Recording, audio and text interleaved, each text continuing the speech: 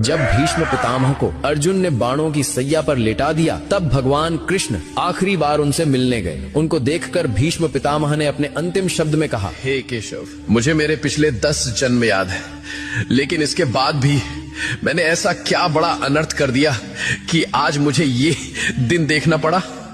पिछले 10 जन्म में मैंने तो कोई पाप नहीं किया, तो फिर मुझे ये बाणों की सैया क्यों मिली? ये बाणों की सैया अब मुझसे सही नहीं जाती। मुझे मेरे सवाल का जवाब दो केशव। तब भगवान कृष्ण ने कहा कि हे पितामह, ये बात आपके 10 जन्मों के पहले की है। जब आप एक राजकुमार थे, तब आप जंगल से भ्रमण कर रहे थे। तभी आपके रास्ते में एक सांप आ गया। आपने उसको मारा नहीं, बल्कि ये सोचकर कि कहीं ये सांप किसी को काट ना ले, इसलिए आपने उस सांप को रास्ते से हटा दिया।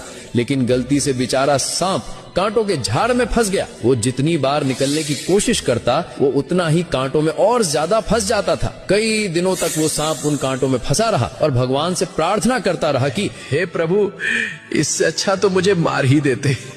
प्रभु, जिसने भी मेरे साथ ऐसा किया है, उसके साथ भी ऐसा ही करना।